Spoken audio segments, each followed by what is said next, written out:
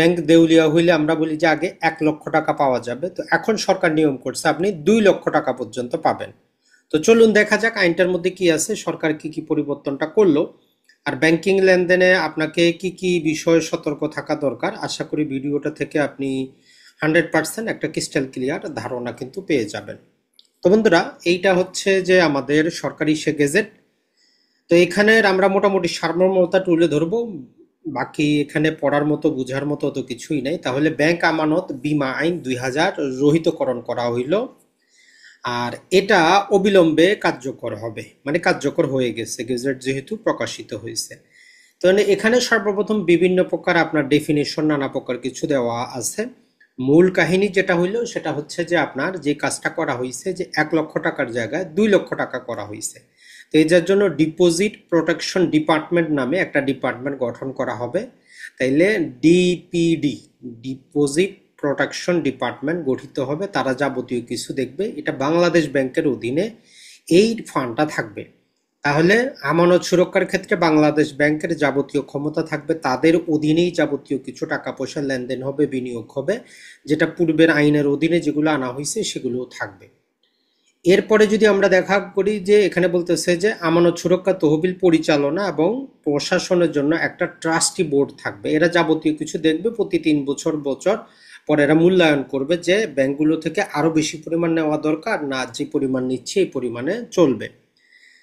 এরপর যদি আমরা গুরুত্বপূর্ণটা দেখি যে ব্যাংকগুলোর জন্য আমানত সুরক্ষা তহবিল ব্যাংকের জন্য পৃথক সেপারেশন থাকবে, আর যেই ফাইন্যান্সিয়াল কোম্পানিগুলোর জন্য পৃথক অ্যাকাউন্ট মেনটেন করা হবে। তাহলে ব্যাংকের জন্য পৃথক আর ফাইন্যান্সিয়াল কোম্পানির জন্য পৃথক। পূর্বে কিন্তু ফাইন্যান্সিয়াল কোম্পানির কিছু ছিল না, তো দুটো আনা হয়েছে। তো আমানত সুরক্ষা তহবিলের উৎসগুলা কি হবে, ওই ব্যাংকগুলা থেকে আদায় করা হবে। ব্যাংকগুলা যদি না দেয় জরিমানা, বিনিয়োগ যাবতীয় কিছু হচ্ছে এর উৎসাহ।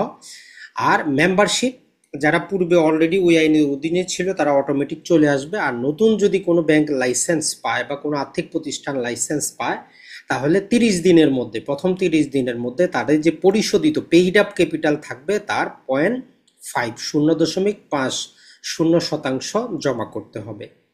এরপর যদি আমরা দেখি সেটা হচ্ছে যে নিয়মিত প্রিমিয়াম প্রতি 3 মাস অন্তর অন্তর ব্যাংকের যেই পরিমাণ ডিপোজিট হবে তার উপর ভিত্তি করে জমা করতে হবে। প্রতি বছরের এপ্রিলের মধ্যে এটা জমা করতে হয়। এরপর যদি আমরা দেখি গুরুত্বপূর্ণ আমাদের যেটা, সেটা হচ্ছে জাস্ট তহবিলের পরিমাণ নির্ধারণের জন্য ট্রাস্টি বোর্ড প্রতি 5 বছর অনন্য একবার তহবিলের কাঙ্ক্ষিত পরিমাণ নির্ধারণ করবেন, যা সদস্য প্রতিষ্ঠানসমূহের মোট সুরক্ষিত আমানত অনুপাতের হারে নির্ধারিত হবে, কারণ দ্রব্যমূল্যের ঊর্ধ্বগতি নানা প্রকার কিছুর কারণে। এরপরে যদি আমরা দেখি হচ্ছে যে এই ফান্ডটা সম্পূর্ণ করমুক্ত থাকবে। এরপর যদি দেখি যে পরিশোধ যেটা প্রত্যেক এই লাইনটার জন্য আমরা অপেক্ষা করতেছিলাম, তাহলে আমানত সুরক্ষা অধ্যাদেশ 2025-এর ধারা 21, ধারাটা মনে রাখবেন, ধারা 21 অনুযায়ী প্রত্যেক সদস্য প্রতিষ্ঠানের প্রত্যেক আমানতকারীর জন্য সুরক্ষিত আমানতের সর্বোচ্চ হইবে 2 লক্ষ টাকা। আমরা বলবো যে ভাই আপনি আইনটা প্রতি বছর কেন চেঞ্জ করবেন, এটা আপনি 5 লক্ষ করে দেন না, সমস্যাটা কি? তাহলে স্থিতিশীলতা আসবে। আমাদের পার্শ্ববর্তী দেশে ভারতে আছে, আপনি ভারত থেকে সবকিছু কপি করেন, আর এটা কপি করতে আপনার সমস্যাটা কি? তাইলে এইটার মধ্যে আমাদের একটু আপত্তি আছে, যেটা অবশ্যই 5 লক্ষ করা উচিত ছিল, 2 লক্ষ না, 5 লক্ষ করা উচিত ছিল। তাইলে ব্যাংকিং সেক্টরের প্রতি মানুষের একটা আস্থা বাড়তো। 2 লাখ টাকা এখন তো বাংলাদেশে মানুষ যারা বলে যে আমরা গরিব, তাদেরও 5 লাখ টাকা আছে। বাংলাদেশের মানুষ কিন্তু গরিব না। আমরা আমাদের ভিডিওগুলোতে বলি, দেখবেন যে বাবার 10 কোটি টাকার সম্পত্তি আছে কিন্তু ভাত পায় না। তো বাংলাদেশের মানুষ ওই রিয়েল এস্টেটে ব্যবসা তারা বিশ্বাস করে, জায়গা জমিতে বিশ্বাস করে, লিকুইড মানিতে বিশ্বাস করে না। তো এই জন্য আমাদের দেশে আমরা আয়কর পাই না, কারণ হাতে তো টাকা নাই, জমি তো বিক্রি করে নেয়, কোথা থেকে টাকা দিবে? কিন্তু সবাই কিন্তু কোটিপতি। এটা মনে রাখবেন, আমাদের আর্থিক স্বাধীনতার জন্য লিকুইডেশনটা কিন্তু খুবই গুরুত্বপূর্ণ। এরপরে আরো নানা প্রকার যে সরকার ট্রাস্টি বোর্ডের সুপারিশ ক্রমে সরকারি গেজেট প্রজ্ঞাপন দ্বারা প্রতি 3 বছর অনন্য একবার উপধারা এর নির্ধারিত সীমা পুনর্নির্ধারণ করিবে। তার মানে একটা তারা অপশন রাখছে যে প্রতি 3 বছর পর পর এই পরিমাণটা বাড়াইতে পারে, মানে 2 লাখের জায়গায় 3 লাখ 4 লাখও সরকার করতে পারে। তো আমরা যেটা বললাম যে 5 লাখ করে দিলেই ভালো হইতো। তো যাক, তারা একটা অপশন রাখছে প্রতি 3 বছর। তো তো এটা আমার হিসাবে প্রতি বছর করা দরকার ছিল, কারণ প্রতি বছর অনেক কিছু চেঞ্জ হয়।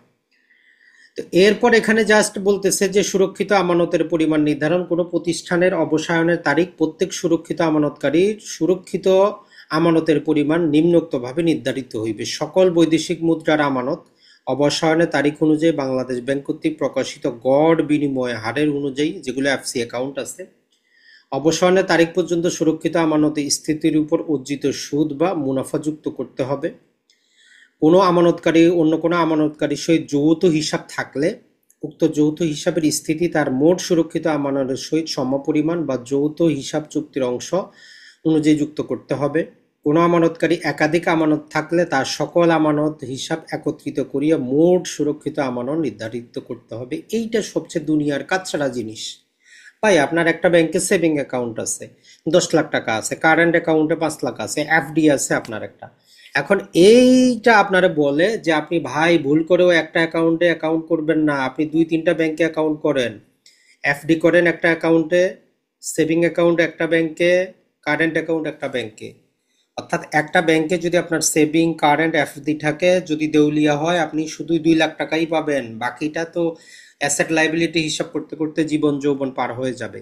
তাহলে আজকে থেকে আপনি এফডি এক ব্যাংকে করবেন, লেনদেন এক ব্যাংকে করবেন, সেভিং এক ব্যাংকে করবেন। বাংলাদেশে ব্যাংকের অভাব নাই, টপ 10 ব্যাংকও আমরা ভিডিওতে বলে দিব, ওই টপ 10 ব্যাংকের মধ্যে আপনারা করবেন। এখন আসি আমরা এরপরে সুরক্ষিত আমানত পরিশোধের পদ্ধতি। এটা যেটা বলতেছে যে আমানত উদ্দেশ্য অবসায়নের উদ্দেশ্যে উল্লেখিত নিয়োগের তারিখ থেকে 10 কর্মদিবসের মধ্যে ট্রাস্টি বোর্ড কর্তৃক নির্ধারিত ফর্মে ও ছকে আবেদন আপনাকে করতে হবে। এরপরে যেটা বলতেছে যে প্রয়োজনীয় তথ্য প্রাপ্তির 7 কার্য দিবসের মধ্যে, তার মানে 10 আর 7 17, আমানতকারীদের সুরক্ষিত আমানত তহবিল পরিশোধ করবে। তো এটা একটা ভালো করছে, তবে কার্য দিবস বলছে, তাইলে 10 কার্য দিবস ধরেই নিলাম 15 দিন, 7 কার্য দিবস ধরে নিলাম 10 দিন, মানে 1 মাসের মধ্যে আপনি আপনার টাকাটা পেয়ে যাবেন ব্যাংক দেউলিয়া যেদিক থেকে অফিসিয়াল গেজেট করা হবে সেদিন থেকে। এটা একটা ভালো উদ্যোগ আমরা বলতে পারি। এরপরে কেউ যদি আপনার ধরেন যে ওই দাবিটা না করে, অনেক ক্ষেত্রে অ্যাকাউন্ট করছে জানে না, তো এটাকে সর্বোচ্চ 10 বছর পর্যন্ত কিন্তু তারা তাদের অ্যাকাউন্টে রাখবে, আর 10 বছর পরে আর কেউ দাবি করতে পারবে না।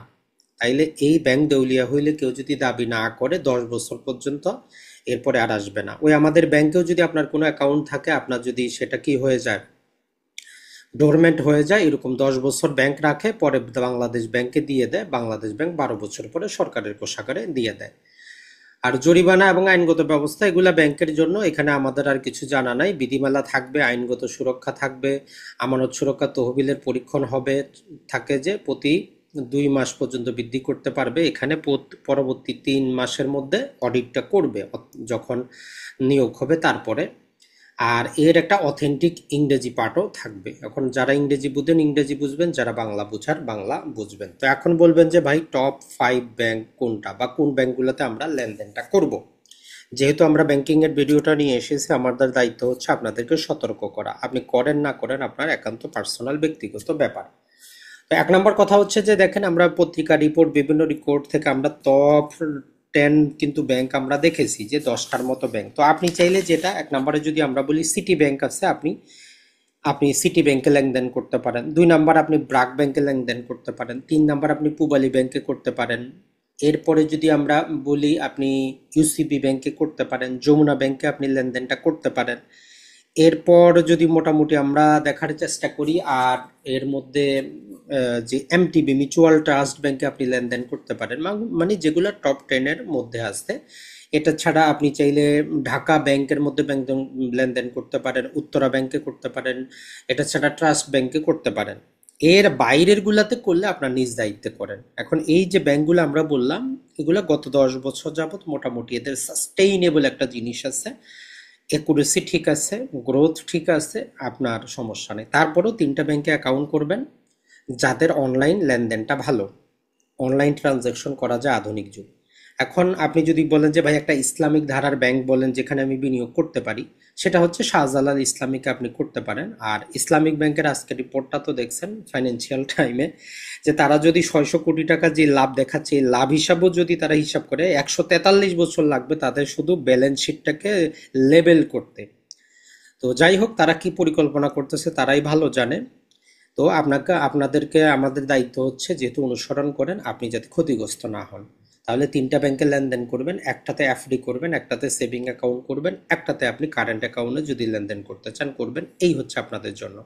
আর যারা ডিপিএস করেন, এফডি করেন, তাদেরকে আমরা বলবো যে ভাই, আপনি ইসলামিক ব্যবস্থায় যদি যান, ইসলামিক ব্যাংকে আপনি 5 লাখ টাকা ডিপিএস না করে প্রয়োজনে শাহজালাল ইসলামিক ব্যাংকের 5 লাখ টাকা আপনি কি করেন, শেয়ার কিনেন। অন্য ব্যাংকে আপনি ডবল স্কিমে না গিয়ে মাসে 5,000 টাকা করে ডিপিএস না করে ওই ব্যাংকেরই 5,000 টাকা করে শেয়ার কিনেন। শেয়ার বাজার কোনো জুয়া না, মনে রাখবেন। শেয়ার বাজার হচ্ছে একটা, আমরা যদি বলি নিয়ন্ত্রিত, আইন দ্বারা প্রতিষ্ঠিত কোম্পানি যে ব্যবসা করতেছে, বাংলাদেশের টপ কোয়ালিটির কোম্পানি, তাদের অংশীদারি হওয়া। এখন ওই যে মিছিল মিটিং চলে, তো যারা জুয়া খেলার তারা তো জুয়া খেলবে, তারা তো মিছিল মিটিং করবেই।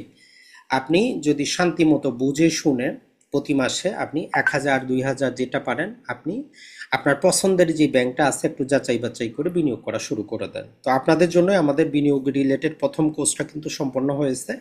6টা ক্লাসের কোর্সটা, আশা করি যারা ওই কোর্সে অংশগ্রহণ করেন নাই, রেকর্ডেড ভিডিওগুলো নিতে পারেন। আর পরবর্তী কোর্স ইনশাল্লাহ ডিসেম্বরে আসবে। ভালো থাকবেন, সুস্থ থাকবেন। আসসালামু আলাইকুম।